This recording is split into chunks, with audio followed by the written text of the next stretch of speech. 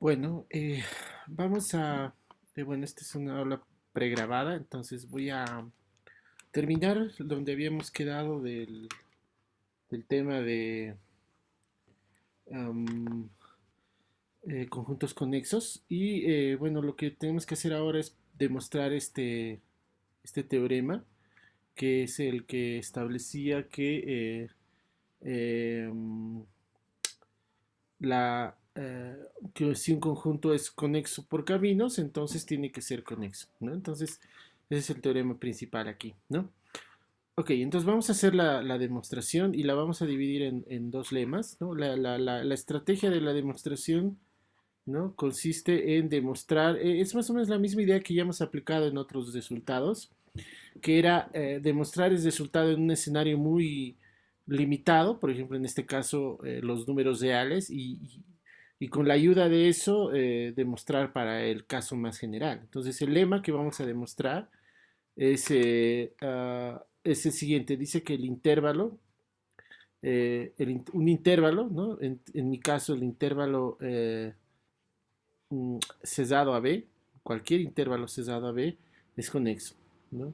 Entonces eso es lo primero que vamos a demostrar, que este intervalo es conexo. Y a partir de la demostración del hecho de que esto es conexo, vamos a demostrar en el caso más general, que es el que estamos considerando. ¿Ok? Muy bien, entonces la idea es hacerlo por contradicción, ¿no? Esa es la estrategia, por contradicción. Entonces, lo primero que vamos a hacer es considerar que, bueno, suponer que el intervalo no es conexo, ¿no? Entonces vamos a supongamos que el intervalo en cuestión que no es conexo del conjunto. Se entiende que estoy hablando del intervalo AB, ¿no?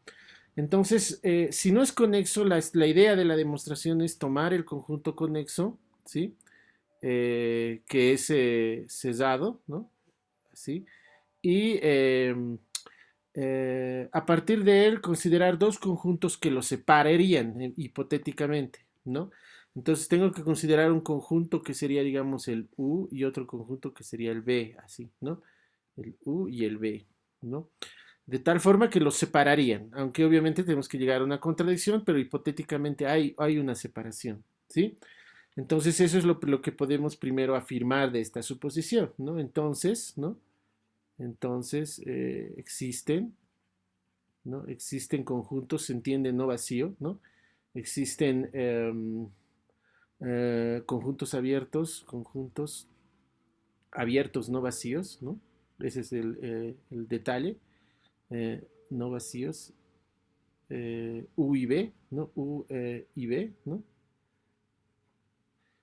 Tal que, bueno, con todo lo que esperaríamos que suceda, ¿no? Tal que lo primero es que U intersección el intervalo AB tiene que ser igual a vacío, ¿no? B intersección el intervalo AB tiene que ser vacío, igual a vacío, ¿no?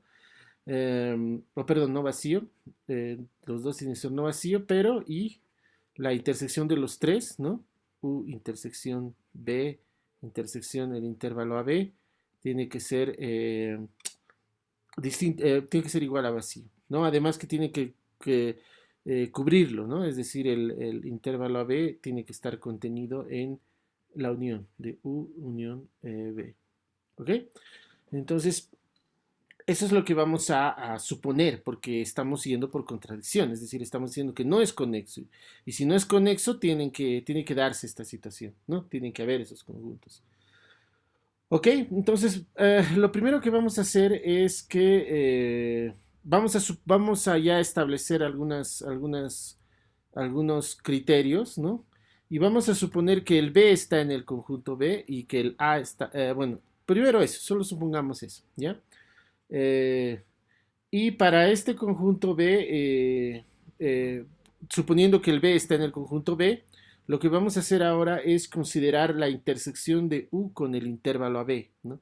Entonces, esa intersección que la voy aquí a marcar como verde, digamos, que sería esta parte con hasta aquí, digamos, ¿no? Eh, eso, ese es el conjunto que vamos a considerar, U intersección AB. Obviamente el A está aquí, ¿no? A, U intersección AB. Ahí, ¿no? Entonces, lo que vamos a tener es, y vamos a tomar este conjunto, ¿no? Y lo que vamos a hacer es, como está contenido en AB, está acotado superiormente, porque está metido en un intervalo este conjunto, y lo que vamos a hacer es tomar el supremo, ¿sí? Entonces, esa es más o menos la idea de la estrategia que vamos a tomar, ¿no? Entonces tomamos el supremo, sea C igual al supremo de el U intersección AB, así, ¿ok? Entonces voy a hacerlo abajo de una vez para que no quede mal, ¿no? Entonces vamos a hacer aquí sea, ¿no? C igual al supremo del conjunto U intersección AB, que ya sabemos que es no vacío, porque esa es una de las hipótesis que tenemos aquí, ¿no? Entonces, bueno, bueno, ya sabemos que existe porque este conjunto es no vacío, es acotado superiormente, ¿no? Y lo que vamos a ver es que, lo primero que vamos a observar es que eh, observe que el conjunto este es cesado, que U intersección AB, ¿no? Como conjunto es cesado, ¿sí? Es cesado, ¿no?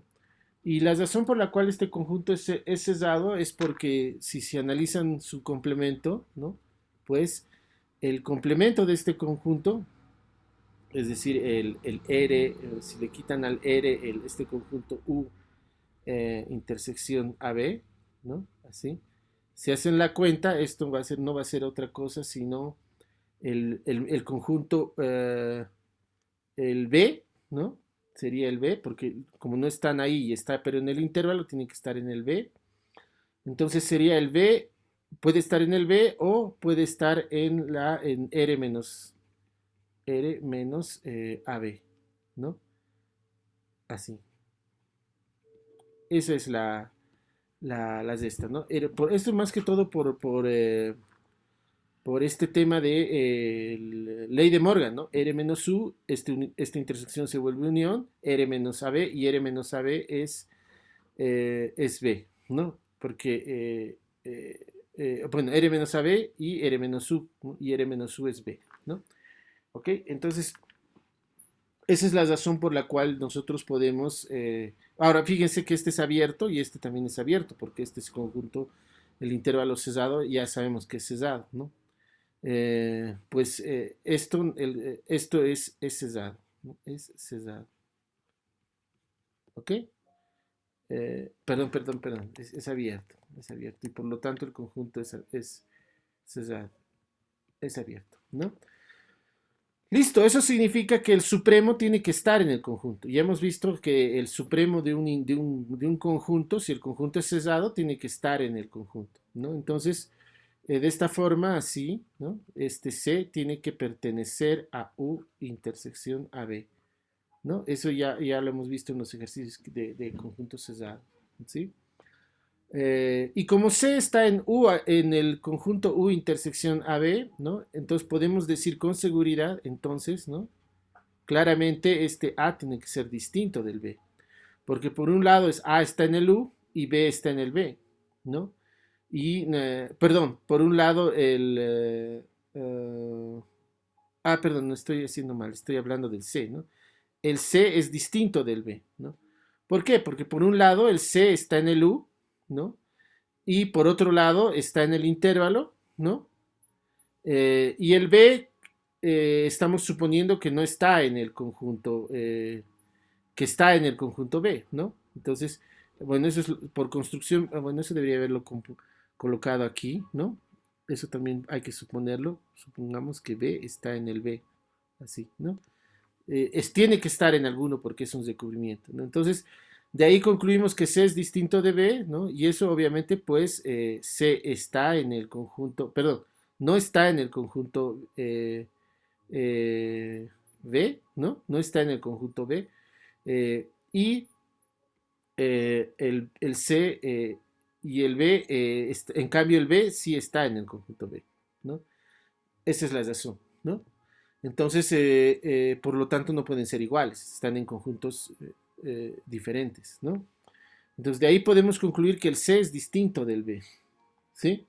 Ahora, si nosotros abrimos cualquier, ese C más o menos va a estar por aquí, el C, ¿no? Que es el supremo del verde, ¿sí?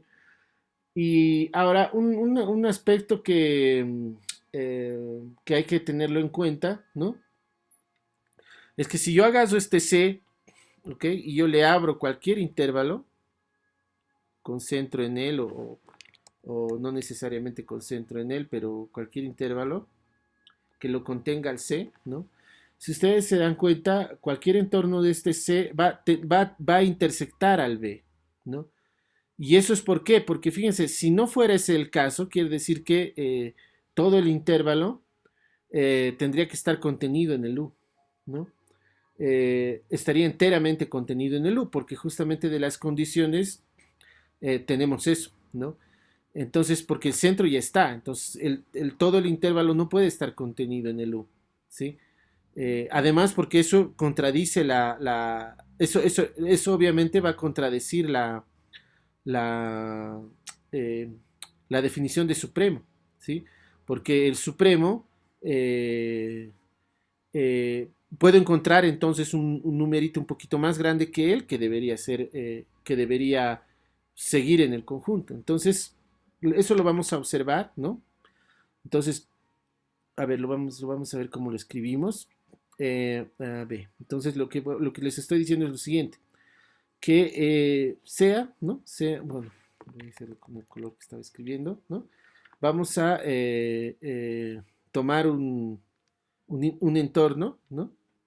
Sea, le voy a llamar I, ¿no? Un entorno de abierto, ¿no? De C, ¿no? Que sería este es el I, ahí, ¿no? Sea I un entorno de C, que es un intervalo abierto que contiene el C, ¿no? Entonces el intervalo entero no puede estar contenido y no puede estar contenido en el conjunto U. No puede estar totalmente contenido en el conjunto U, porque si estuviera contenido en el conjunto U, puedo encontrar un elemento más grande que estaría en la intersección de U con AB, ¿no? Entonces, y eso es eso contradeciría la definición de que C es el supremo, ¿no? Entonces, y pues, nos lo vamos a justificar brevemente, pues, si fuera el caso, si fuera el caso, ¿no? Existiría eh, un C' más grande que ese C, ¿no?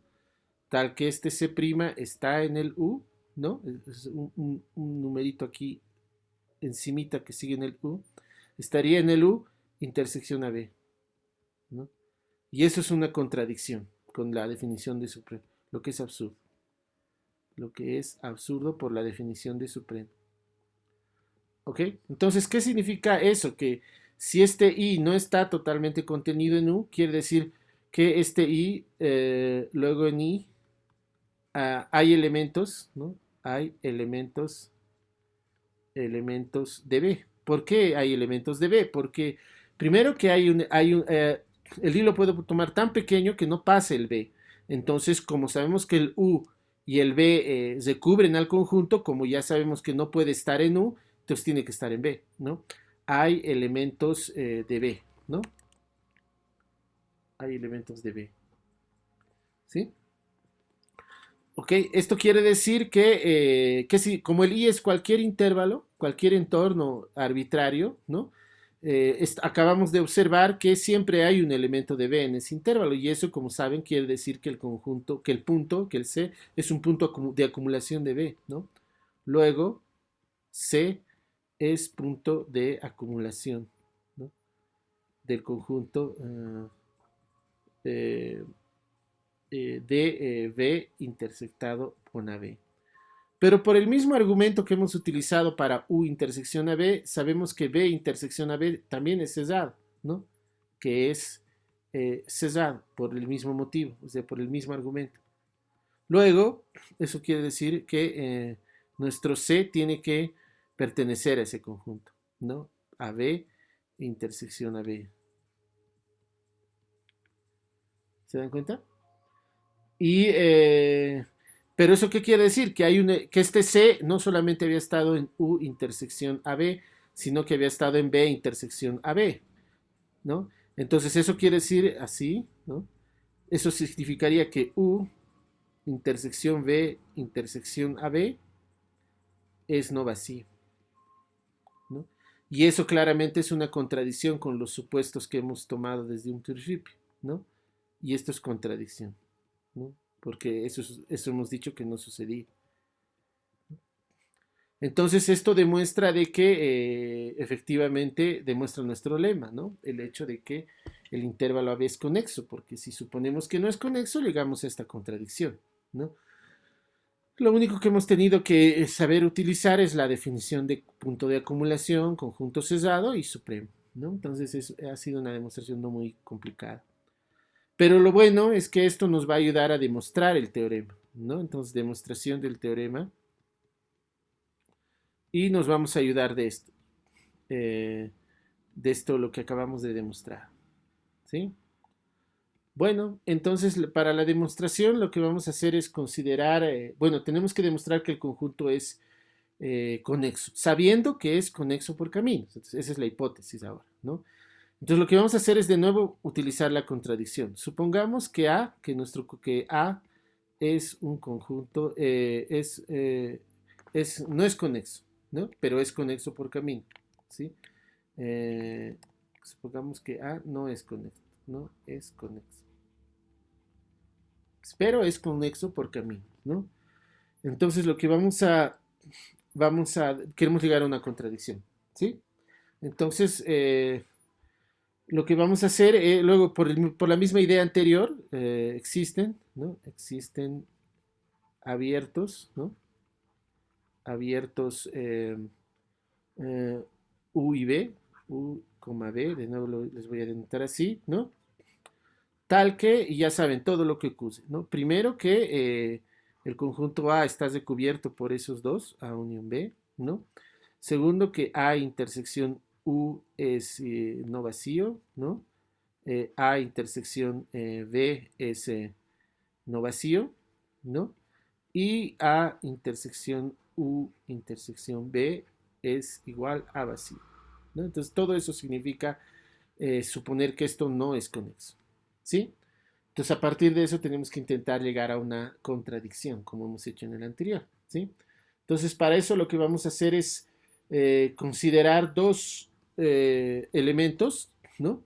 Eh, pero uno en este conjunto, en el A intersección U, y el otro en el A intersección B, ¿no? Entonces sean X que pertenece a U intersección A, ¿no? Y lo vamos a llamar Y al elemento que pertenece a B intersección A, ¿sí? Intuitivamente lo que estoy haciendo es más o menos tomar dos elementos en los conjuntos en los que se separan, ¿no? Este X aquí y este Y aquí. Justo el gráfico está estableciendo ese escenario, ¿no? Muy bien, entonces, bueno, la hipótesis que tenemos es que A es conexo por caminos, ¿no? Entonces, eh, co- como, como nuestro conjunto A es conexo por caminos, entonces lo que vamos a hacer es vamos a poder encontrar, ¿no? Existe una función continua, existe phi, ¿no? Que está definida en un intervalo B, que ya les he dicho que puede ser cualquier intervalo sesgado, ¿no? En Rn, ¿no? Tal que, bueno, esto debería haberlo escrito, bueno, lo voy a escribir más sintéticamente esto, así, ¿no? En A. Tiene que ser una curva contenida en A, ¿no? Eh, existe phi continua, ¿no? Continua que une X con Y, y eso ya saben lo que significa, ¿no? Que une X a Y, ¿no? Entonces eso ya saben qué significa, que phi de A es igual, etcétera, ¿no? Entonces lo que nosotros vamos a hacer, ¿no? Más o menos la idea de lo que vamos a hacer es, aquí yo tengo mi conjunto A, ¿no? que está formado por estos dos pedazos, ¿no? Que estoy suponiendo que no es conexo, ¿no? Y supuestamente aquí hay dos conjuntos que los separan, ¿no? ¿Sí? ¿No? Así. Pero aquí lo que está pasando es que este es el U, este es el B, ¿no? Y estos constituyen el conjunto A, ¿sí? Ahora, lo que está pasando es que aquí yo tengo un X y aquí yo tengo un Y. Y lo que me está diciendo es que como es conexo por caminos, supuestamente yo puedo ir de aquí a aquí. Entonces, eso obviamente no es posible, pero por la hipótesis que estoy tomando, sí lo es, ¿no? Entonces lo voy a hacer de otro color para poder distinguirlo un poco mejor, ¿no? De color verde, digamos, ¿no? Voy a poder ir de aquí y pasar por aquí y llegar aquí, ¿no? Y eso cómo lo conseguimos a partir de una curva, ¿no? Una curva definida en un intervalo AB, digamos, así, y que va a ir en esa curva, ¿no? Que le estoy llamando phi, ¿no? Entonces lo que vamos a hacer es lo siguiente, vamos a considerar, vamos a agarrar todo el conjunto A, vamos a considerar que este A, lo vamos a extender un poco el dominio, es decir, vamos a considerar que el phi es una aplicación que va del AB en Rn, en realidad, en todo el Rn. No hay problema con eso, porque solo he extendido el codominio y eso no le afecta a la función. Entonces, lo que vamos a hacer es tomar la imagen inversa de todo el conjunto U, ¿no? Entonces, al tomar la imagen inversa, ¿no?, del conjunto U, lo que vamos a obtener es un subconjunto de R, ¿no? Y ese subconjunto de R le voy a llamar U sub 0, ¿ya? Entonces, digamos que ese subconjunto de R es esta parte de aquí, que estoy marcando, ¿ya? Eso digamos que va a ser el U sub 0, ¿ya? Y eso va a ser la imagen inversa del U, ¿no? Y lo mismo vamos a hacer con la imagen inversa de todo este pedazo B. Vamos a tomar la imagen inversa por la función phi y eso me va a dar aquí otro intervalo, ¿no? Otro conjunto, esto de aquí, así. Y ese conjunto va a ser nada más que el B sub 0, ¿no? Que le voy a llamar, que es nada más que phi a la menos 1 de B, ¿no? ¿Sí? Entonces lo que nosotros tenemos es dos conjuntos, ¿no? En este caso, en la definición que nosotros hemos dado de conjuntos conexos, ¿no? Si bien el U y el B son abiertos, ¿no? Nosotros podemos demostrar que estos también son abiertos, ¿no? Por el hecho de que la función es continua, ¿no? Entonces, bueno, pero en este caso, eh, como estamos intersectando, bueno, lo que voy a hacer es la siguiente firma, bueno, podemos hacerlo por partes, ¿ya? Lo primero que vamos a hacer es definir esos conjuntos, sean, ¿no? U sub 0 igual a phi a la menos 1 de U, ¿no? Y B sub 0, ¿no? Igual a phi a la menos 1 de B, ¿ok? ¿Sí? Entonces, de tal forma que el U sub 0 está contenido bueno, los dos en realidad, ¿no? El U sub 0 y el B sub 0 están contenidos, permítanme usar esa notación, en el conjunto A, ¿sí? Ahora, lo que vamos a observar es que, observemos, y esto también vale para el B sub 0, observemos que el U sub 0 es cesado, ¿no? Es cesado. ¿Cómo vamos a ver eso, no? Pues, ¿no? Y esto es lo que aquí vamos a utilizar las técnicas que hemos desarrollado de sucesiones, ¿no? Pues si nosotros si tomamos una sucesión T sub K, digamos, ¿no? T sub K tal que el T sub K converge a un T, ¿no? Así. Todo esto, pero eh, con T sub K en mi U sub 0, ¿no? Así, ¿no? Entonces, ¿qué va a suceder? Yo quiero demostrar que este phi de t, este t está en el U sub 0.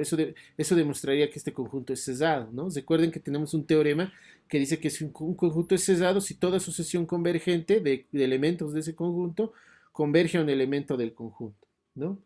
Entonces, por la continuidad que habíamos dicho aquí, ¿no? De las curvas, la condición de continuidad de las curvas que hemos establecido en la definición aquí, ¿no? La continuidad es esto para nosotros, ¿no? O la continuidad de las coordenadas. Entonces, a partir de esa noción de continuidad, que ya la tenemos, ¿no? Nosotros podemos concluir por continuidad, por continuidad, vamos a concluir que bueno, por continuidad de phi, ¿no? Tenemos que el phi de t sub k va a converger al phi de t, ¿sí? Esto es por continuidad, ¿sí? ¿Ok? Pero este phi sub t sub k, ¿dónde pertenece? Pertenece justamente al u, ¿no? Pertenece eh, al conjunto u, ¿sí? Porque phi de t o sea, el t sub k está en un sub 0, eso quiere decir que el phi de t sub k está en el u sub 0, entonces, perdón, al u, eso significa que estos phi t no pertenecen al conjunto B, ¿no ve?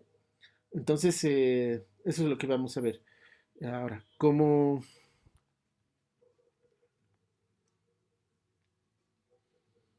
B es abierto, esa es la manera que lo vamos a ver, como P es abierto. Ahora estoy hablando del B, ¿no? Como B es abierto, eh, esto, eh, este nuestro phi t no puede estar en el B, ¿no? Es lo que acabo de decirles, ¿sí?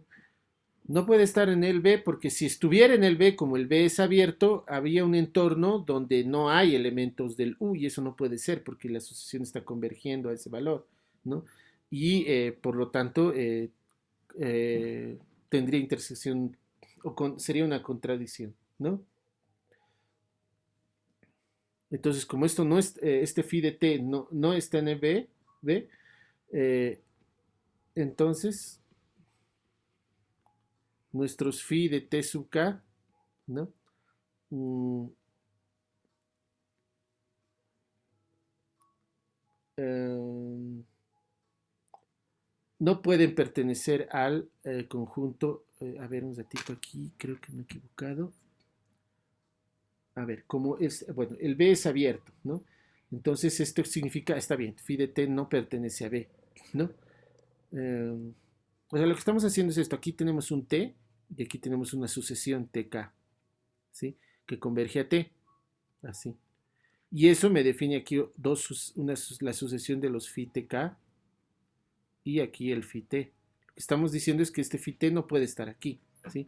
De hecho, no puede estar porque como el B es abierto, puede abrir un intervalo, ¿no?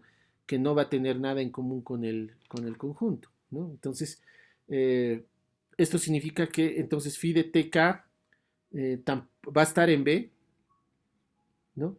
Eh, para, eh, para K grande, ¿no? ¿Sí? Claro, sí. Entonces,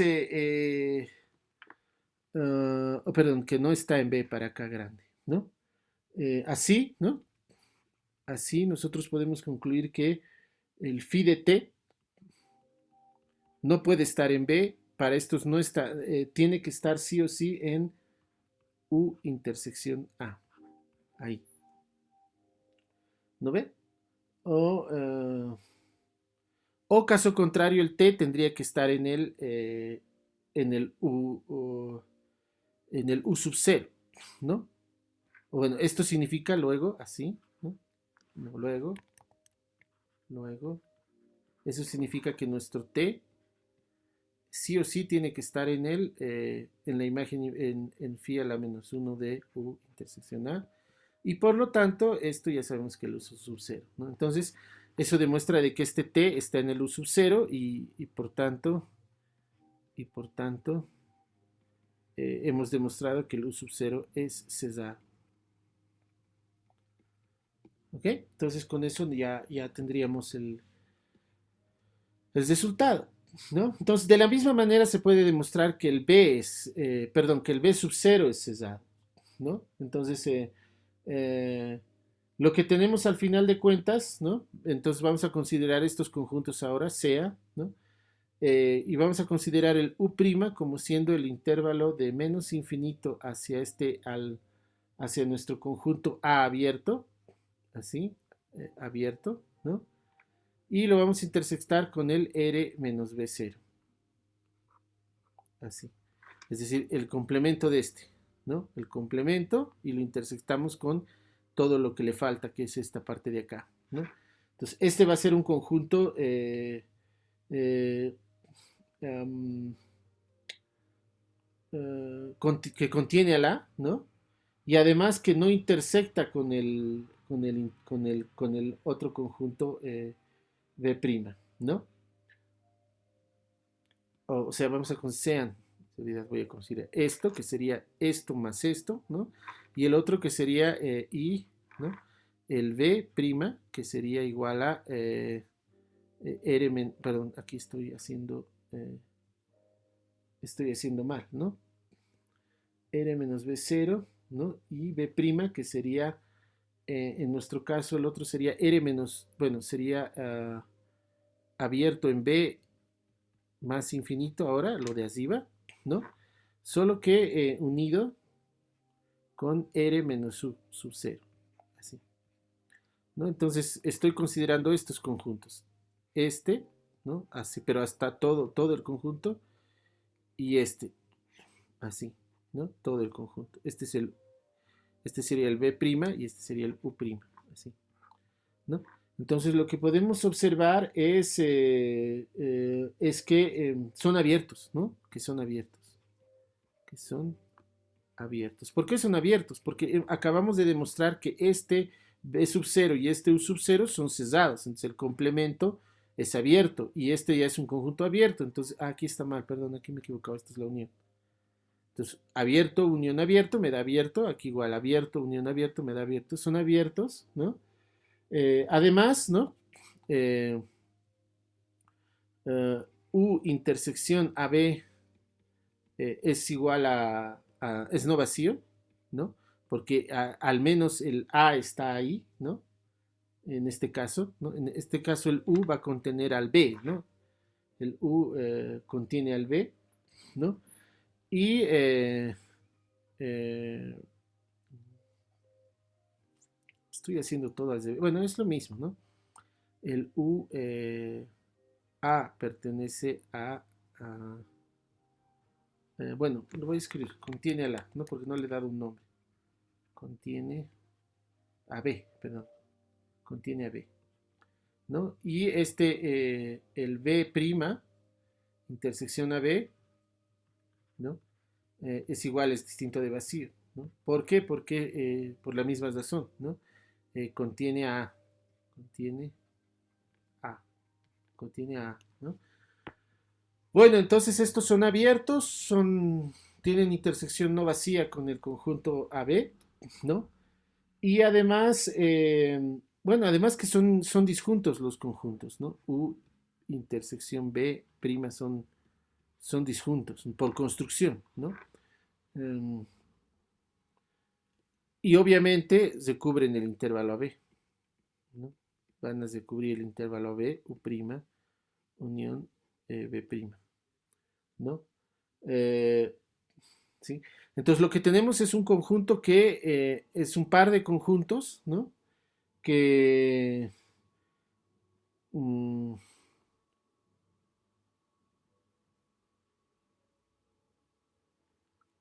a ver, aquí me estoy equivocando.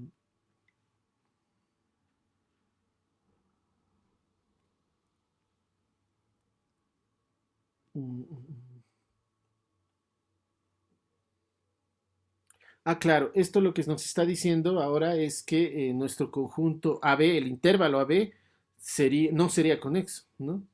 Luego, eh, pero esto no está bien. A ver, un ratito.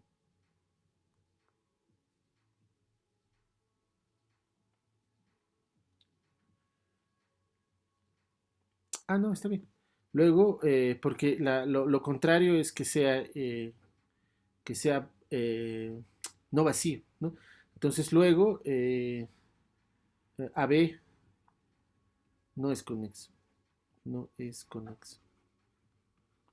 Lo que es absurdo, ¿no? Absurdo, porque mi hipótesis, mi teorema me garantizaba que este conjunto siempre es conexo.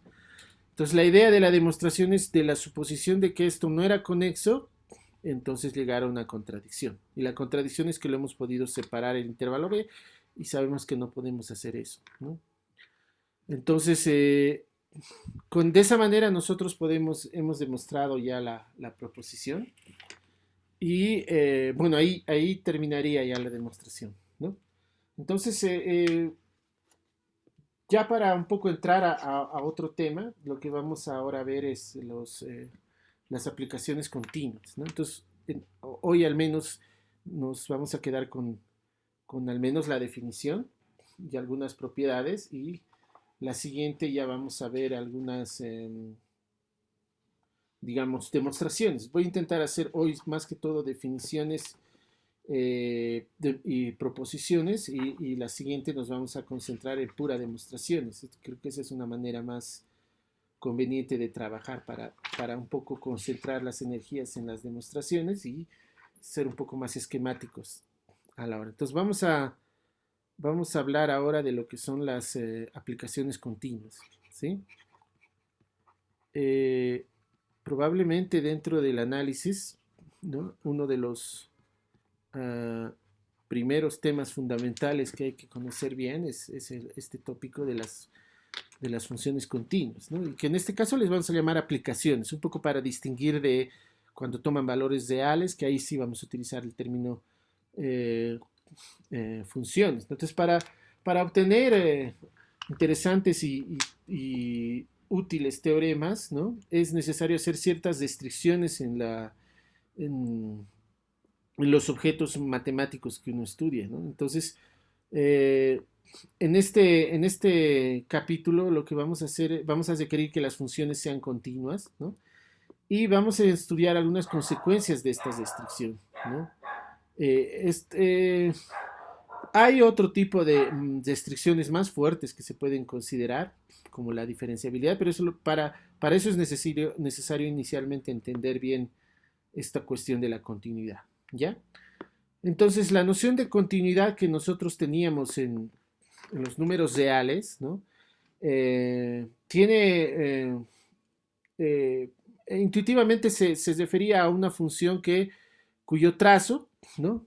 En los números reales es una función cuyo trazo no presenta rupturas, ¿no? O saltos eh, en su gráfico, ¿no? Entonces, más o menos esta es la forma que puede tener una función continua, puede tener esquinas, ¿no? Y el prototipo de una función que no es continua era la función clásica que eh, en un punto daba un salto, ¿no? Entonces, ese es el prototipo de función que no es continua, por ejemplo, ¿no? Entonces, la idea para poder entender ese comportamiento, para poder conceptualizarlo, ¿no? Pasa por comprender la noción del límite, ¿no? Porque la noción de límite en esta situación y en esta son muy diferentes, ¿no? Entonces ahí es donde entramos con la definición de límite. El límite lo que intenta es tomar un valor X, ¿no? Y estudiar el comportamiento de la función cuando nosotros nos vamos acercando a un determinado valor, en este caso, por ejemplo, el x0, ver qué es lo que pasa con la función, a dónde se aproxima, ¿no? Y diferenciarlo en este caso, y esto tanto de los dos lados, ¿no? ¿no? Que más o menos lo veríamos aquí como que en cualquiera de las circunstancias se va a estar aproximando a un valor que es justamente el valor de la función. En cambio, en el caso de una función que discontinua, a partir de la noción del límite podemos ver que es diferente el comportamiento, ¿no? Por un lado, a un valor y por el otro se dirige a otro valor, ¿no?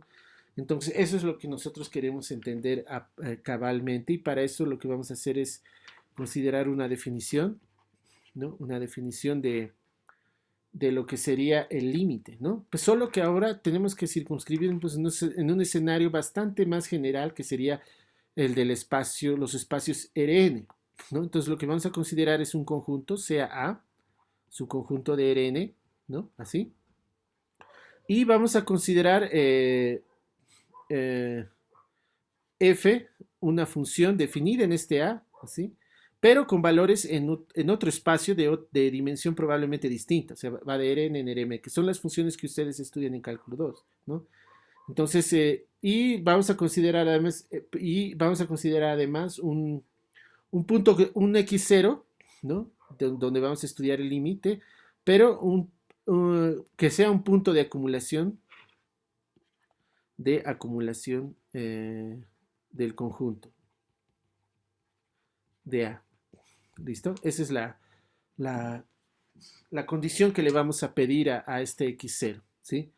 En las observaciones vamos a aclarar por qué es importante esta condición, ¿ya? Entonces, nosotros vamos a decir, ¿no? Diremos, ¿no? Diremos, eh, diremos que el límite, ¿no? Que un B, que le vamos a llamar B en Rm, ¿no? Es eh, el límite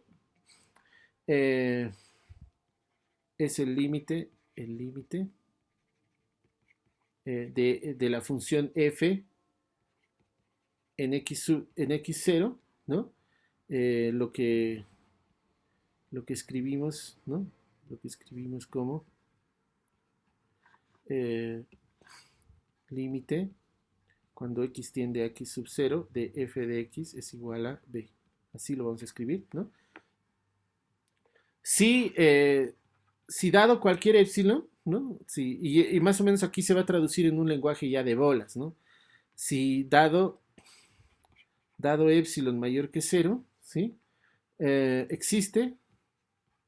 Existe un delta mayor que 0, entonces fíjense que no es nada más que una adaptación eh, de, de la definición. Ahora, no hay que olvidar que este delta, depende, lo voy a escribir así, ¿no? Delta depende, va a depender de el x0, depende del f, ¿no? Depende de la función, ¿no? Y depende del epsilon, ¿no? Entonces, bueno, bueno, no lo voy a escribir, a ver, no vamos a escribir literalmente nomás para no complicarnos. Depende de, eh, eh, de f de x sub 0 y de epsilon, ¿no? Incluso de b, ¿no? Eh, y bueno, lo voy a colocar eso más, ¿ya? Porque todos estos valores van a cambiar cuando cambie alguno de esos, ¿no? Entonces, aunque en la mayoría de los libros ustedes van a ver que enfatizan el hecho de que depende esencialmente de x sub 0, ¿no? Y de epsilon, ¿no? Y no mencionan el f, pero es muy natural que dependa del f porque no es un delta abstracto que vale para todos los f's, ¿no? Y lo mismo para el b. Entonces hay que tener... ¿y eso es por qué? Porque en los libros generalmente se asume que el f está dado y que el b está dado, entonces de 100 comienza la función, pero es bueno tener esa consideración siempre presente, la dependencia, ¿no? Tal que, ¿no? Esa es la condición, tal que eh, para todo x, ¿no? Para todo x que pertenece a A, ¿no? A nuestro conjunto A, pero con una condición, con la condición del x ser distinto del x0, ¿no? Si nosotros tenemos que la norma, ahora voy a utilizar la doble base para las normas a partir de ahora, un poco para diferenciar del valor absoluto, ¿ya? Entonces es menor que delta, ¿no? Esto implica que, que la norma de f de x menos b es menor que epsilon, ¿no? Entonces aquí podemos hacer un montón de observaciones importantes, ¿no? Intuitivamente lo que está diciendo es lo mismo que acá, que si un x se aproxima al, al, al x sub 0, el f de x se está aproximando al b, ¿no? Entonces es por eso que otra notación que se suele utilizar para describir esto de aquí es esta otra notación. F de x tiende a b cuando x tiende a... Esta es una notación probablemente incluso más clara que esta de acá, ¿no? Y es muy buena para los argumentos en línea, o sea, en la redacción, ¿no? Bien, entonces lo primero que tenemos que observar es qué es exactamente lo que nos está diciendo en el lenguaje ya topológico, ¿no? Que es en el que estamos trabajando, ¿no? No lo podemos visualizar del todo bien, pero si intentamos dibujarlo en el plano, por ejemplo, ¿no? Digamos que el dominio está en el plano, ¿ya? Por decirlo de esta manera. Este es el A. Este es el conjunto A. ¿Listo? Nuestro dominio de nuestra función A, que vive en R2. Y vamos a suponer que los valores de llegada de mi función, ¿sí? Está en el espacio. ¿Listo? Es decir, vamos a suponer que toma valores en el espacio. ¿Sí? ¿Ok? Entonces vamos a agarrar un x sub 0 aquí, que está dentro de mi conjunto A, y necesito la condición de que sea punto de acumulación. Entonces, ¿cómo ustedes tienen que pensar esta situación? Es un poco difícil visualizarlo aquí, ¿ya? Pero vamos a intentar hacerlo, ¿sí? Lo que sucede es que todo este conjunto se aplica aquí en una región, ¿sí? Que puede ser una región plana, una superficie, en fin, puede ser de muy diversa naturaleza, ¿ya? Um, pero si yo analizo esa región, que puede ser, como les digo, una superficie, por ejemplo, una cosa, un pedazo de superficie que puede ser más o menos así, digamos. No sé, imagínense algo como una superficie de este tipo, ¿no? Puede ser así, puede ser más complicado, tienen que ser un poco imaginativos para esto, ¿no? Eh, bueno, sería más o menos así, y para un poco distinguir lo que está al frente de lo que está atrás, ¿no? Más o menos sería así, imaginen, esas líneas son imaginarias, no tienen nada que ver, solo es para notarlo. Entonces este x sub 0, yo lo que quiero saber es si hagas un x y me dirijo hacia el x sub 0, hacia dónde se va este valor. Entonces este x, que estaría más o menos por aquí, digamos, se va a aproximar a un valor que vamos a suponer que es este de aquí, este b. A ese este b es al que se refiere el límite, ¿no? Entonces, ¿cómo uno tiene que entender esta definición del límite? Pues la idea es traducir lo que dice aquí, ¿no? Por ejemplo, cuando digo, ¿qué significa exactamente esto? ¿No? Lo voy a ver aquí. Esto significa exactamente que nuestro x, porque estamos hablando del x para todo x, ¿no? Este x tiene que estar, en primera instancia, tiene que estar en el A, ¿no? ¿Sí? Porque está en un dominio, en su dominio.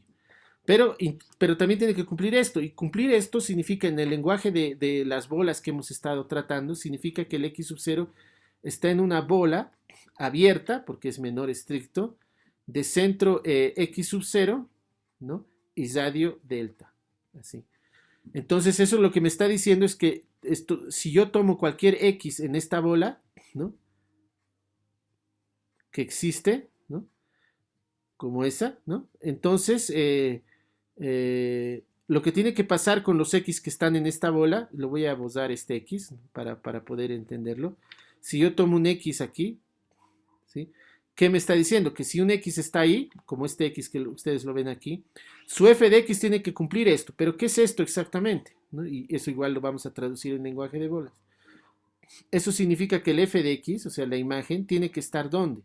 Primero tiene que estar, bueno, tiene que estar exactamente en la bola, ¿no? De centro B, ¿no? De centro B y radio f de x, ¿no? Perdón, de centro B y radio epsilon. Así. Es decir, que aquí tendría que abrir una bola, ¿no? En este caso sería una esfera ahora, esto, ¿no? Más o menos así, ¿no? Entonces, esto sería una esfera, así, una esfera con centro en este B, y que cuando lo intersecto con esta su imagen, lo que me va a dar es como un pedazo de esa imagen, ¿no? Lo voy a hacer con verde, ¿no? para distinguirlo un poco. Me va a dar un pedazo circular, algo como una manchita, así, ¿no? Cuando lo intersecto con la imagen de FDA. Estoy suponiendo que como superficie es FDA, ¿no? Y que todo esto vive en R3. ¿No? Entonces, esta es una bola de radio epsilon, así. Y esta es una bola de radio delta. ¿No? Entonces, ¿qué es lo que va a pasar? Que todos los X tienen que caer aquí. Eso es lo que nos está diciendo esto, ¿no? ¿Ok? Entonces, ¿qué es cómo es como uno lo que tiene que entender? Que si yo agarro cualquier X de aquí, todos los elementos de aquí tienen que caer dentro de esta bola. Eso quiere decir que tienen que caer dentro de un pedazo de la superficie que define la imagen, ¿no? Entonces, esto es como que todos estos van a caer aquí, más o menos, como una mancha. Así, digamos, ¿no? ¿Ok?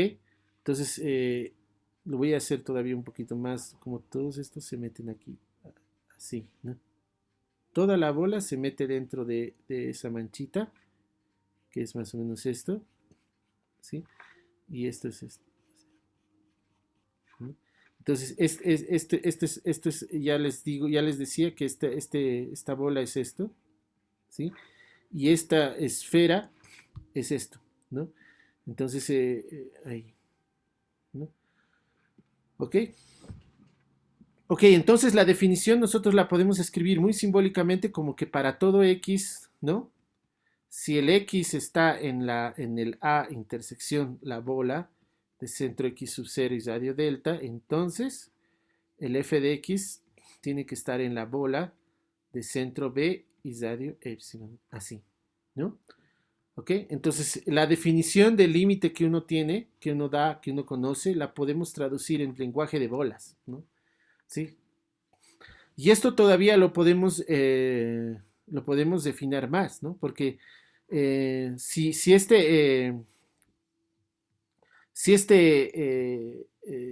recordamos la definición, por ejemplo, de qué significa f de un conjunto, digamos, así, f de C, ¿no? Eh, recordemos que esto no es nada más que los f de x tal que x está en C, por la teoría de conjuntos de los primeros cursos de grado, ¿sí? ¿No ve? Entonces, utilizando esto, todo esto que está aquí está estableciendo como una especie de inclusión, ¿no? ¿Por qué? Porque lo que nos está diciendo es que si yo aplico f al conjunto A, intersección la bola de centro x sub 0 y radio delta, ¿sí? Esto va a estar contenido en esta bola, en la bola de centro B y radio epsilon, ¿no? Y esta es todavía una forma más sutil de escribir esto, es esto, porque están diciendo lo mismo, ¿no? ¿Qué dice la inclusión de conjuntos? Si un elemento está aquí, entonces está aquí. Entonces, los elementos de aquí son de este tipo, ¿no? Y lo que nos está diciendo es que estos elementos están aquí. Entonces tengo esta relación de inclusión, ¿no? Entonces tengo como tres formas. Miren, la definición que hemos dado del límite, yo la puedo ver en términos de bolas, así, o lo puedo ver en términos conjuntistas plenamente así, para todo así, ¿no? Esto es para todo epsilon, esto es así, para todo epsilon mayor que cero, existe un delta mayor que cero, tal que para todo x cumple esto. Esta es la definición del límite, visto como con bolas, ¿no? En lenguaje de bolas. Y aquí dice lo mismo, para todo epsilon mayor que cero, existe un delta mayor que cero, tal que se cumple esto. Pero los tres dicen exactamente los mismos. Es decir, son tres formas diferentes de visualizar. Y justamente eso es lo que está pasando aquí, porque este conjunto de aquí, cuando le aplico la función f, lo que cae aquí, este de aquí, no es nada más que f de a intersección la bola de centro x sub 0 y radio delta, ¿no? ¿Sí? Entonces, si yo hago más chiquita esta bola de radio epsilon, esto lo tengo que ir ajustando para que siga valiendo esa condición, ¿no? Entonces, eso yo les voy a pedir que ustedes lo vayan reflexionando, ¿no? ¿Por qué es importante visualizarlo de estas formas diferentes, la noción de, eh, de límite, ¿no? No hay que una sea mejor que la otra, ¿no? Las tres dicen lo mismo y las tres son igualmente de importante conocerlas, ¿no? Aunque nosotros vamos a ver otras también diferentes, ¿sí? Solo aquí hay un detalle, miren, me estoy olvidando de un detalle, que el x tiene que ser distinto del x0, ¿no? Pero eso es por el hecho de que, bueno, y eso me lleva a la primera observación importante, que la vamos a hacer ahora mismo, ¿no? Que se refiere a el hecho de por qué pedimos punto de acumulación, ¿no? ¿No? Entonces, en la definición, ¿no? X sub 0 es un punto de acumulación, ¿no? Porque si no lo fuera, eh, es decir, el tema importante aquí es el hecho de pedir que el X sea distinto de X sub 0 en esto. Imagínense que yo no pido esto, ¿no? No pido que X sea distinto de 0. Perdón, distinto de X sub 0. Lo omito, ¿ya? Me olvido de esto, digamos, ¿no? Si yo me olvidara de esa condición, lo que voy a tener aquí es que hay puntos que no son de acumulación, y, o sea, ¿se acuerdan que hemos hablado de lo que son los puntos aislados? ¿No? Es un punto que no es de acumulación. Entonces, son como que este es el conjunto, voy a hacer con otro color, como que este es el punto, este es el conjunto, está formado por este A, ¿no? Y este otro pedazo, digamos, así, digamos que es así, ¿no? Entonces, si este fuera un punto aislado, ¿no? Digamos que a este le hacemos jugar el valor de x sub 0, cuando yo le abra una bola a él, para hacer las cuentas así, como es un punto aislado, el único punto que voy a tener es el mismo x0. No va a haber otro punto de A, ¿se dan cuenta? Porque es un punto aislado, está solitario ahí, ¿no? Entonces, no hay puntos distintos del x0 en este conjunto. Entonces, eso significa que no se va a cumplir esta condición, ¿no? Y menos esta, ¿no? Si consideramos, por ejemplo, que este radio es delta, ¿no? Entonces, la condición de que x sea distinto de x sub 0 y además que la norma de x menos x sub 0 sea menor que delta, ¿sí?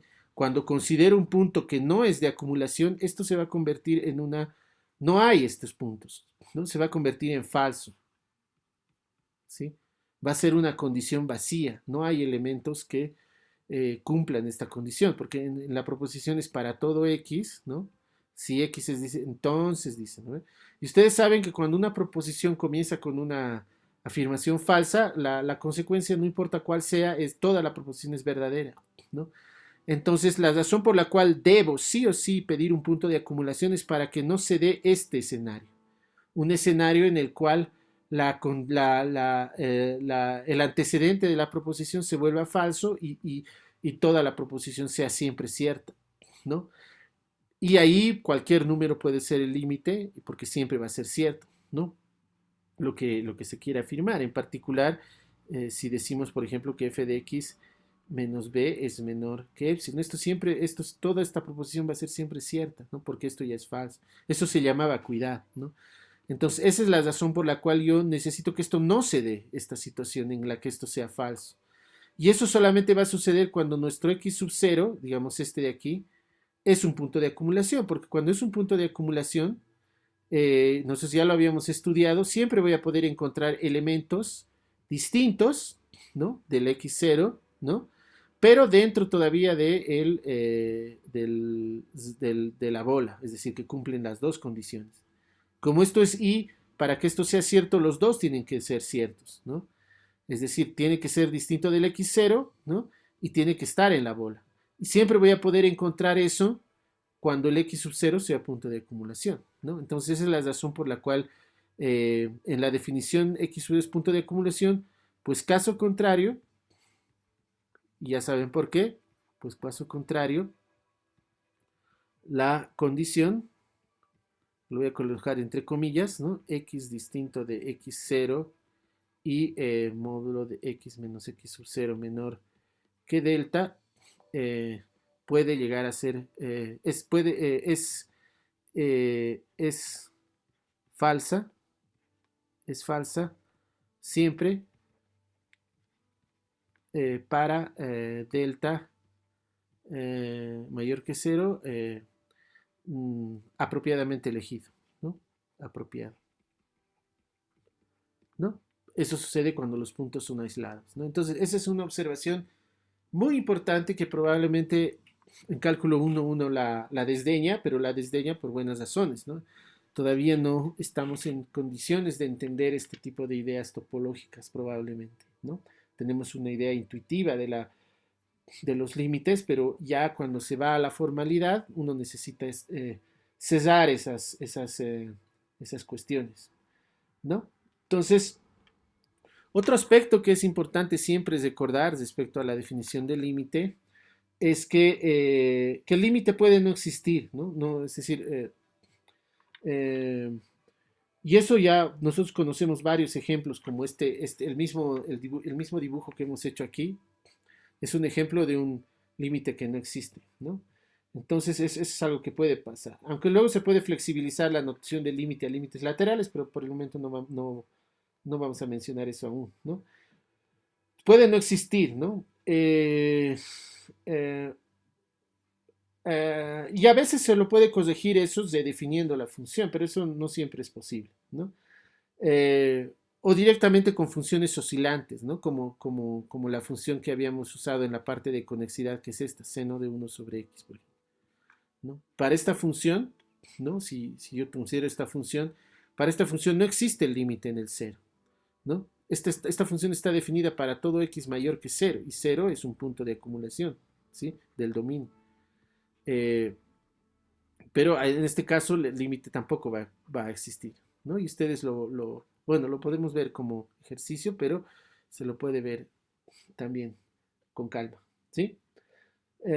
Pero un aspecto que no lo voy a hacer yo es que ustedes van a demostrar que el límite es único, ¿ya? Entonces, eso quiere decir que si el límite, o sea, con la notación que hemos considerado, porque esto es notación, no es una igualdad matemática propiamente, no es que esto sea igual a esto. Esto me está diciendo que el límite de f es b, es una notación, cuidado, ¿no? Y el límite cuando x tiende a x sub 0 de f de x es igual a un b', digamos, ¿no? Entonces, ustedes tienen que demostrar como ejercicio, y en realidad es lo mismo que conocían de cálculo 1, solo que hay que adaptar a la norma, ¿no? Entonces van a ver que es exactamente lo mismo. Cambien valor absoluto por norma y ya está, ¿no? Entonces eso no lo voy a demostrar, ¿no? Les voy a pedir que ustedes lo hagan, ¿sí?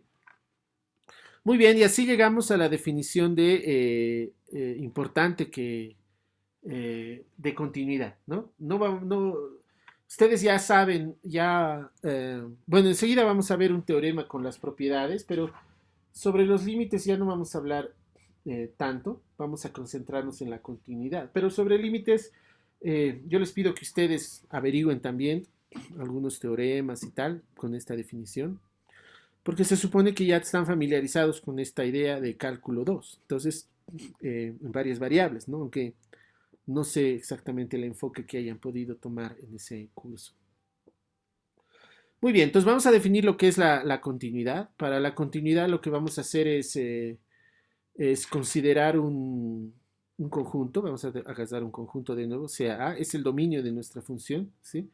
De nuevo en Rn, vamos a considerar una función definida en este A y con valores en un Rm, ¿no? Es una aplicación, ¿no? Y vamos a considerar, y aquí viene el tema importante. Aquí ahora vamos a considerar un x0, pero nota importante, a diferencia de lo que hacíamos acá, que tomábamos un punto de acumulación del conjunto A, en la definición que vamos a dar ahora, ¿no? Lo que vamos a hacer es tomar un elemento del dominio, ¿no? Entonces ahí comienzan ya la diferencia con la noción de límite. En la noción de continuidad le vamos a pedir que este elemento esté en el conjunto A. Entonces la primera gran diferencia ya está aquí, ¿no? Entonces nosotros vamos a decir, diremos, ¿no? Diremos que f es continua, ¿no? Continua, sí, en x sub 0, ¿no? En x sub 0, ¿no?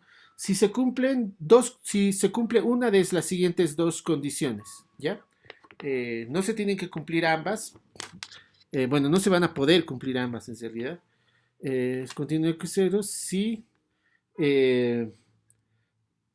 x sub 0 no es un punto de acumulación, o sea, automáticamente cuando el punto no sea un punto de acumulación, como en el caso de los puntos aislados, la función ya va a ser automáticamente continua, Entonces, no es punto de acumulación, ¿sí? O, y este O es exclusivo, o si lo es decir, si es un punto, bueno, aquí hay que decir que esto tiene que ser punto de acumulación de A, no es punto de acumulación de A, o, ¿no? Eh, si lo es, o sea, si lo fuera, o si x sub 0 es punto de acumulación, entonces en este caso de que sea punto de acumulación del conjunto A, eh, en ese caso y solo en ese caso, si es punto de acumulación, el límite cuando x tiende a x sub 0, porque allí en ese caso es el único caso en el cual tiene sentido la noción de límite, cuando el punto es de acumulación. Cuando es punto de acumulación, tiene que ser el límite exactamente f de x sub 0. ¿Listo? Entonces, esa es la noción de límite que, bueno, de continuidad que vamos a considerar, ¿no? Esencialmente lo que nos está diciendo es que cuando el x sub 0 es un punto aislado, la función ya es continua, ¿no? En otras palabras, bueno, una consecuencia en realidad, ¿no? Una consecuencia de la definición es que eh, eh, toda función, cualquier función es continua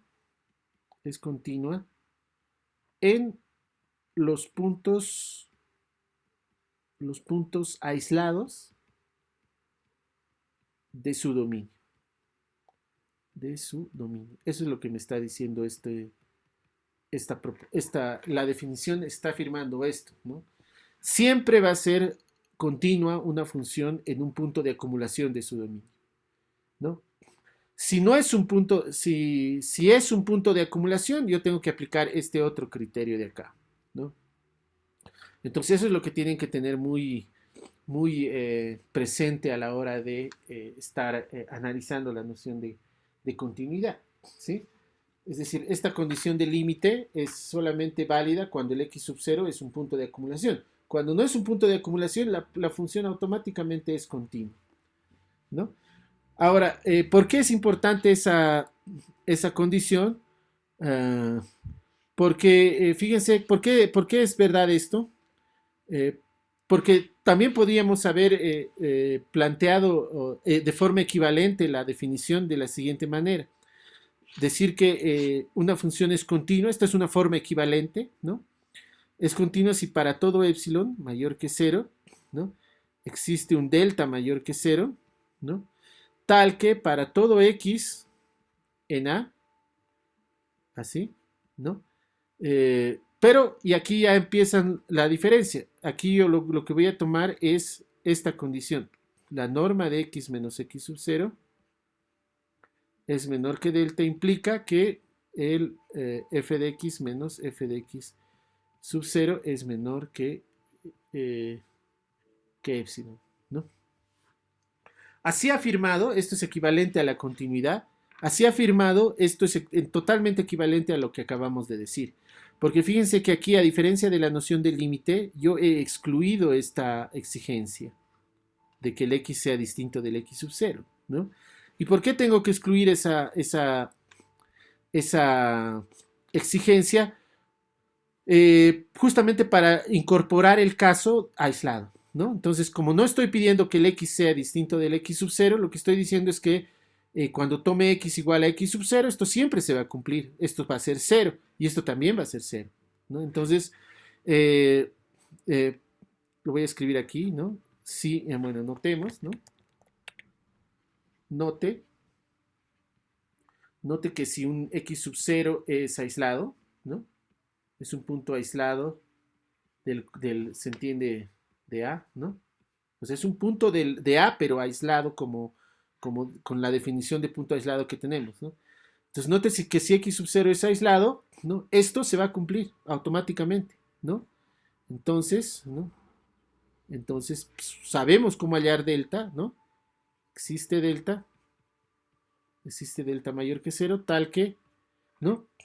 Estos, tal que eso es por definición de punto aislado, ¿se acuerdan? La bola, ¿no? Bueno, más que la bola, de centro X sub 0 y radio delta, ¿no? Intersectado con el conjunto A, me da simplemente el elemento X0. No hay más, ¿no? Eso es la definición de punto aislado, ¿no? No es un punto de acumulación, entonces tiene que suceder esto, ¿no? Por lo tanto, cuando ocurre esto, esto quiere decir que esto significa que si tomo esta condición, si la norma de x menos x sub 0 es menor que delta, ¿no? ¿Qué sucede aquí? Que está aquí en esta bola. Además, como el x está en A, está aquí. Pero aquí solo hay este valor. Entonces, esto significa, entonces, automáticamente el x tiene que ser igual al x sub 0. Porque esto significa que el x está en la bola, el x ya está en el A, y entonces está en la intersección y en la intersección solo hay x0. Entonces este x que cumple esto tiene que ser solo el x0. Y si el x es igual a x sub 0, entonces, ¿no? Automáticamente el módulo de f de x menos f de x sub 0, la norma, perdón, esto va a tener que ser igual a f de x va a ser f de x sub 0. No hay de otra, ¿no? X es igual a x menos f de x sub 0. ¿Y esto cuánto es? Esto va a ser igual a 0. Y el 0 siempre va a ser menor que epsilon. Observen que no importa cuál epsilon tome, ¿no? Lo importante es que este delta, sabemos que hay un delta que hace esto, que aísla al conjunto, como hemos visto aquí, ¿no? Entonces eso es lo que tienen que tener en consideración mucho aquí, ¿no? Pero ¿por qué es equivalente? Porque he excluido la condición de que x sea distinto de x sub 0. Entonces no es exactamente lo mismo. Entonces, esas sutilezas son las que tienen que ustedes eh, considerar a la hora de, de analizar la noción de continuidad, ¿no? Bueno, no voy a definir lo que son los límites laterales, lo voy a dejar para que ustedes los revisen, pero en ese caso, por si acaso, una observación importante en el caso de los límites laterales es que si yo hagas un punto A ahora, para poder definir la noción de límite lateral, que sería límite cuando x tiende a x sub 0 por la derecha, esto es una advertencia más que todo y que sea igual a un b. Cuando yo extienda la noción de límite por la derecha, la idea es que mi x se vaya aproximando aquí, ¿sí? Pero para eso necesito que hayan valores cercanos a, pero por la derecha, ¿no? Entonces ahí es donde aparece la noción de punto de acumulación, pero esto solamente vale para R, ¿no? En R. Punto de acumulación por la derecha. Por derecha, ¿no? Así, ¿no? Y esos puntos de acumulación por derecha son puntos tal que si yo tomo el conjunto así y un cualquier epsilon, así, ¿no? Y tomo el A y el A más epsilon, ¿sí? Tiene que haber alguien ahí, ¿no? Y el punto de acumulación por la derecha es al revés, ¿no? Para cualquier epsilon, si yo tomo un intervalo, pero ahora este intervalo, A menos epsilon hasta A, tiene que haber alguien del conjunto aquí ahora, ¿no? Entonces, ese es el cuidado que hay que tener a la hora de, de trabajar con la noción de límite por la derecha, ¿no? En este caso estoy hablando por si acaso de esta noción, ¿no? Por la derecha, ¿no? Entonces, como ejercicio, como tarea, digamos, ustedes tienen que definir apropiadamente la noción de límites laterales, teniendo en consideración esta problemática de lo que significan los puntos de acumulación por la derecha o por la izquierda, ¿no? ¿Ok? Muy bien, finalmente, para un poco ya eh, establecer las definiciones más importantes, vamos a definir lo que es una función continua, pero ya no en un punto, sino en un conjunto, ¿no? Entonces, una función, digamos, una función f definida en un conjunto A, ahora en valores en Rm, ¿sí? Se dice, vamos a decir que es continua es continua, vamos a decirlo, es continua en un conjunto B contenido en el A, ¿no? ¿Sí? Si es continua en todo punto de B, ¿ya? Si es continua en todo punto, punto de B. ¿Ok? Eso significa que una función sea continua, ¿no? Entonces, cuando diga, además que vamos a decir que es continua a secas, cuando vamos a suponer que es continua en su dominio, ¿no? Y es solo continua, así sin referirnos a nadie, continua, si es continua en todo su dominio, en todo A, dominio de B, ¿no? Entonces, por, eh, por omisión, si quieren, vamos a adoptar esas convenciones más que otra cosa, ¿sí? Y bueno, lo que vamos, bueno, lo que lo que vamos a establecer ahora es un teorema, ¿no? Un teorema, lo ves en la otra página, ¿no? Que lo que va a hacer es establecer una noción, una equivalencia, o sea, o sea, acabamos de definir lo que significa que una función sea continua en su dominio, ¿no? Entonces vamos a ver ahora una serie de equivalentes, ¿no? De esa afirmación. O sea, miren, determinar que un conjunto de una función sea continua puede no ser una tarea muy sencilla porque tendría que verificar la continuidad en todo punto de A. A veces se puede, por ejemplo, cuando tengo funciones como polinomios, polinomiales o algún tipo de esas cosas, no habría mucho problema. Pero hay circunstancias, especialmente en el ámbito de la teoría, donde puede ser dificultoso llegar a concluir eso. Entonces ahí es donde necesitamos unas formulaciones equivalentes o equivalentes, ¿no?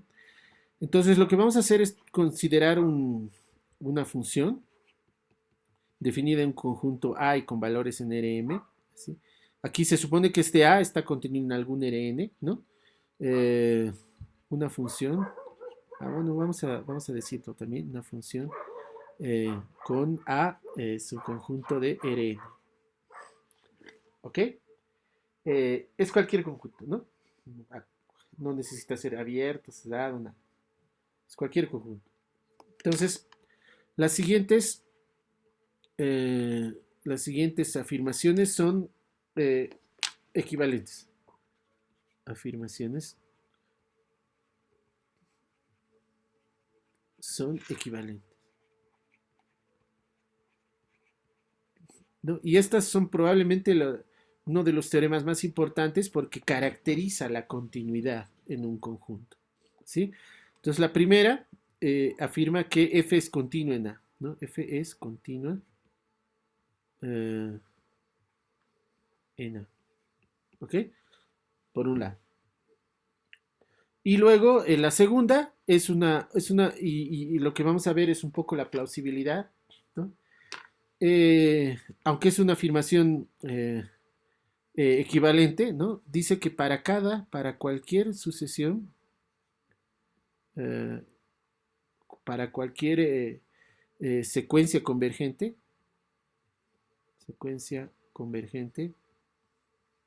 eh, x sub k que converge a un x sub 0, ¿no?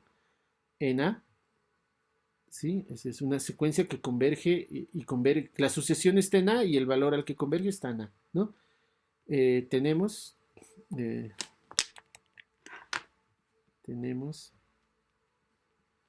eh, tenemos que la sucesión f de x sub k converge a f de x.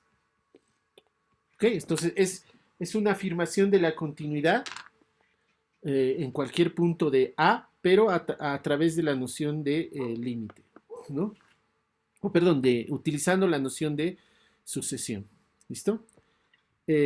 Tres, estos ya son un poco diferentes, pero van en la dirección en la que habíamos más o menos planteado esto de aquí en términos de bolas y todo eso, ¿no? Entonces, o sea, va en esa dirección, ¿sí? Dice que para cualquier conjunto abierto, en particular las bolas, como vamos a verlo en la demostración, para cualquier, eh, para cualquier conjunto abierto, abierto U, que vamos a llamar U de RM, estoy hablando de el codominio, ¿no? Imaginen este abierto como esta bola abierta de acá, de aquí, del codominio, la bola abierta con centro en SB, eso imaginen, ¿no? Solo que en este caso, para cualquier bola, para cualquier conjunto abierto de RM, ¿sí? F, la imagen inversa, F a la menos 1 de U, la imagen inversa, ¿no? Que está totalmente contenido en A, dicho sea de paso, ¿no? Es un abierto, es lo que se denomina un abierto relativo, y eso lo voy a explicar ahora mismo, debería haberlo hecho antes, pero bueno, es un abierto relativo de A, ¿ok? Eso lo voy a explicar bien, ¿no? Eh, ¿Qué significa esto exactamente? Significa, o sea, abiertos relativo, lo voy a colocar entre paréntesis, ¿ya? Significa que este f a la menos 1, f a la menos 1 de u, lo puedo escribir como una intersección de un abierto común y cociente de los que ya conocemos con A, ¿sí? Eh, para algún,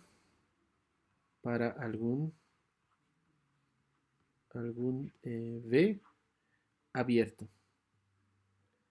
No, voy a escribir para V abierto alguno, ¿no? Pero abierto en el sentido que ya conocemos.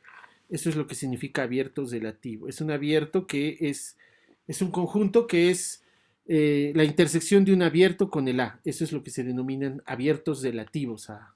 ¿Sí? Y algo parecido va a suceder con la condición 4,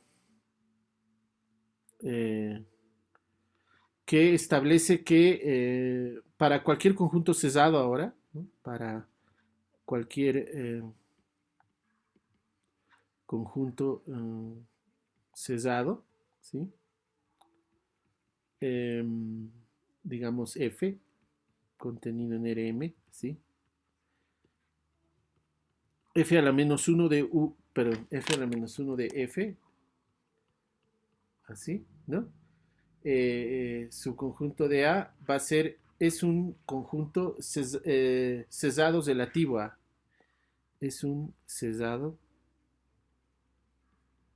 relativo, que es exactamente lo mismo del anterior, pero cambiando abierto por cesado, ¿sí? Es decir, el F a la menos 1 de este F es nada más que un cesado, que le voy a llamar G, digamos, ¿no?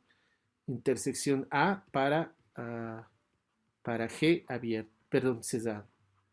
Eso es un cesado relativo, ¿no? Así, ¿ok?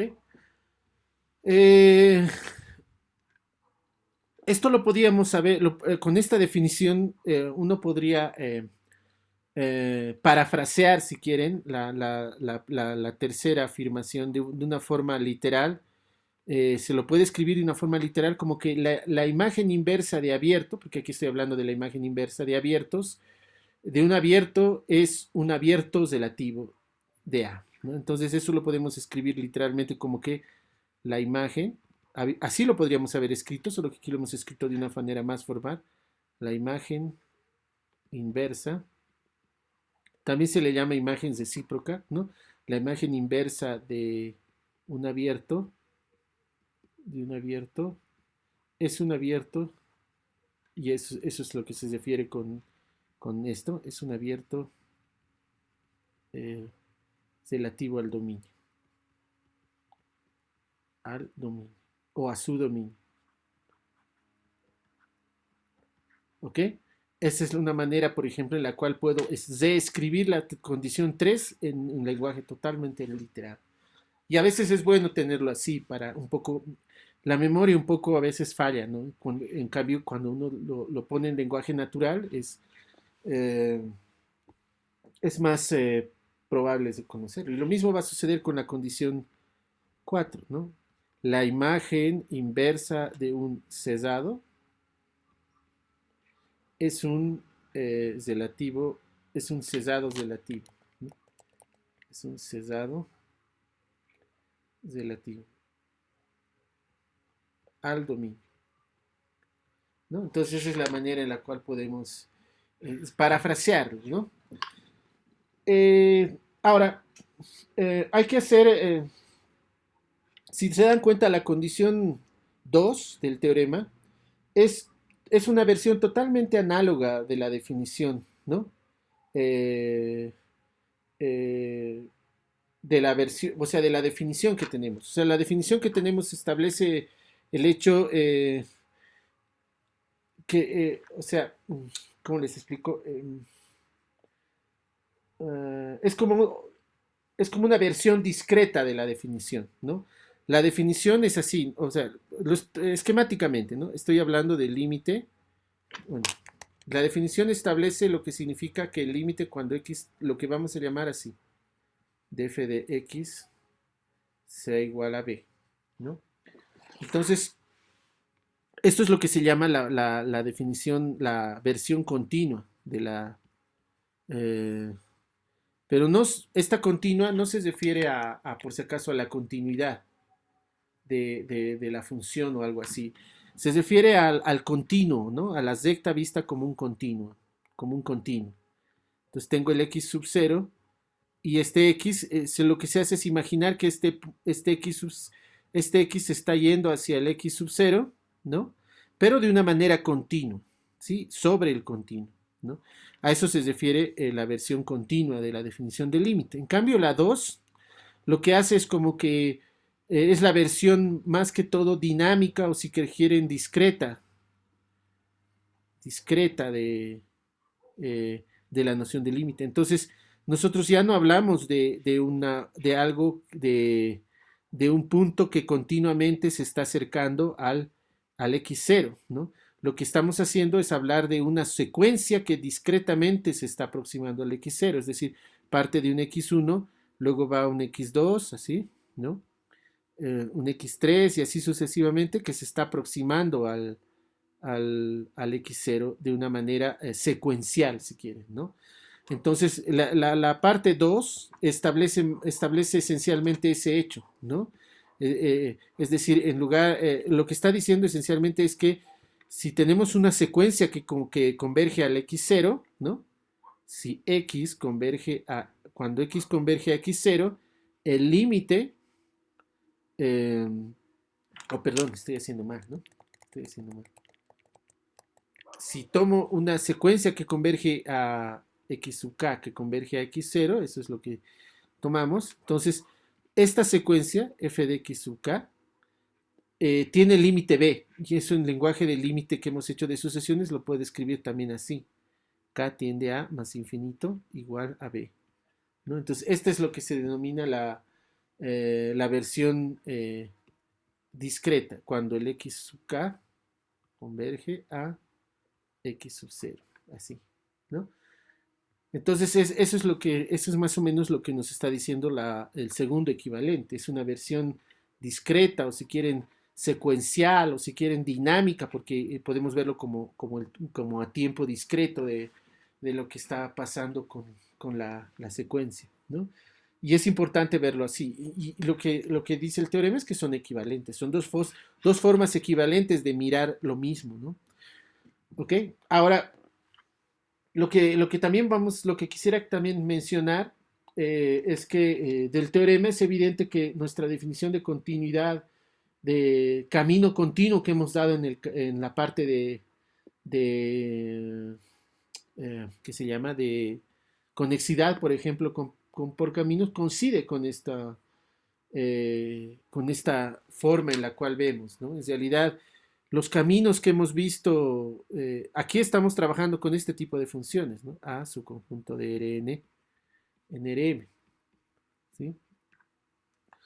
Eh, eh, Sin embargo, esto incluye el caso cuando el n es igual a 1, por ejemplo, ¿no? Cuando el m y este m es cualquiera, ¿no? Digamos. Entonces, cuando n es igual a 1, estamos frente a lo que se denominan las funciones las curvas, si quieren, ¿no? Las curvas en Rm, ¿sí? Cuando n es igual a 1 se denominan curvas. Y es el caso justo de las curvas de las que hemos hablado en la parte de conexidad, ¿no? Y cuando el intervalo es AB, es decir, el conjunto A es exactamente un intervalo AB, ahí también se les llama caminos. Caminos, ¿no? Y en ese caso nosotros habíamos denotado de esta manera, ¿no? Un intervalo AB en Rm, ¿no? Eso es a lo que nosotros llamamos curvas o una curva o camino que es de cos de Rm, ¿sí? Y en ese entonces habíamos dicho que la continuidad se refería esencialmente a esto, ¿no? Lo que habíamos dicho de la convergencia, ¿no? Pero también habíamos dicho de que podíamos ver como que este phi de t, la curva, tiene ciertas componentes, ¿no? Phi 1 de t, así, ¿no? Hasta el phi sub m. Estas se llaman funciones componentes y son las funciones comunes y cosentes, ¿no? Entonces, habíamos dicho de que este phi es continua cuando estos eran continuos, ¿no? Entonces, eso nosotros lo vamos a probar formalmente, ¿no? No es difícil porque lo que vamos a aprovechar ahí es las relaciones que hay entre las normas en las coordenadas, ¿no? Y es casi inmediato, ¿no? Y eso en general se va a cumplir también para este tipo de funciones en general, ¿no? Pero eso lo vamos a ver después, ¿no? Lo importante eh, es que expresan la misma idea, ¿no? A través de la secuencia también habíamos dicho, ¿no? Ahora, la condición 3 y 4 van a ser equivalentes siempre por esta cuestión de las leyes de Morgan, ¿no? Recuerden que la noción de abierto y la de cerrado son, habíamos dicho, no son contrarias, pero tienen una relación de dualidad, ¿no? En el sentido de que U es abierto si su complemento es cerrado y este F es cerrado si su complemento es abierto. Entonces, las leyes de Morgan aquí van a jugar un rol fundamental para verificar estos dos, pero hay que hacer una observación respecto a la condición 3, ¿no? Respecto a la plausibilidad, ¿no? Y la plausibilidad radica justamente en el hecho de la noción de aproximación que nosotros tenemos, justamente, ¿no? Porque eso de que la imagen inversa de un abierto sea abierto, si nosotros lo imaginamos, aquí lo voy a hacer muy esquemáticamente, obviamente, ¿no? Pero para ver más o menos qué nos dice esa condición 3, la idea es considerar un x0, digamos, que está en nuestro A, digamos, no lo voy a dibujar, y nuestro f de x sub 0 que está aquí, un f de x sub 0. Entonces, para vincular más o menos a lo que se refiere la equivalencia entre la continuidad y esta condición de imágenes inversas, lo que hacemos es considerar en lugar de cualquier u un conjunto, pequeño conjunto abierto que contiene a este f de x, pequeño, pero que no necesariamente es una bola abierta, ¿no?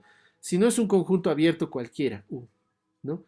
¿Sí? Pero es muy pequeño, todos los puntos de este abierto están muy cerca del f de x sub 0, ¿sí? Pero mantiene el hecho de que u es abierto, ¿no? Entonces, lo que nos está diciendo el teorema es que la imagen inversa de esto, ¿no? Va a ser otro conjunto, pero también va a ser un conjunto que van a estar cercanos a los x0, es decir, va a ser un conjunto relativamente pequeño, ¿no? De tal forma que esto es lo que sería el f a la menos 1 de el u. Entonces, si este u es abierto, lo que nos está diciendo, ¿no? Es que la imagen inversa tiene que ser abierto porque justamente como hay valores cercanos al f de x sub 0, esos corresponden justamente a los puntos que se aproximan al x0. Entonces este también tiene que ser abierto, ¿no? Entonces eso es más o menos lo que significa la continuidad, porque para cualquier conjunto, como esto es abierto, para cualquier bolita que yo tome aquí, ¿no? Yo voy a poder hallar una bola totalmente contenida en ese conjunto, ¿no? Que me la va a enviar aquí adentro también de nuevo, ¿no? Entonces, eso es justamente lo que tenemos que hacer en la demostración, ¿sí? Eh, muy bien, eso esencialmente se refiere a la plausibilidad, ¿ya? A la plausibilidad de la proposición, ¿sí? Ok, entonces no voy a hacer ejemplos porque ustedes ya conocen mucho de estos tipos de funciones por cálculo 2, pero es importante ver, digamos, esta contraparte de verlo como imagen inversa de abiertos y tal. Y eso lo vamos a hacer en una sesión quizás de problemas, ¿ya? Entonces, yo lo voy a dejar aquí, este video, donde ya al menos hemos llegado a la definición y esto equivalente. Esta proposición la vamos a demostrar en el siguiente video y el siguiente video probablemente sea un video un poquito largo porque quisiera ya acabar con el tema de qué es lo que sucede con las funciones continuas en lo que se refiere a lo tipo de conjuntos de los que hemos estado hablando la anterior vez, ¿no? Que son los conjuntos compactos y conexos, ¿no? Y eso es justamente, de ahí van a surgir justamente las propiedades más importantes de las funciones continuas, que son las que necesitamos conocer eh, bien, ¿no? Y más que las demostraciones, que obviamente las vamos a hacer, ¿no? La utilización, porque constantemente vamos a utilizarlas. ¿Listo? Muy bien, entonces lo dejo por aquí y esto lo voy a subir a la plataforma.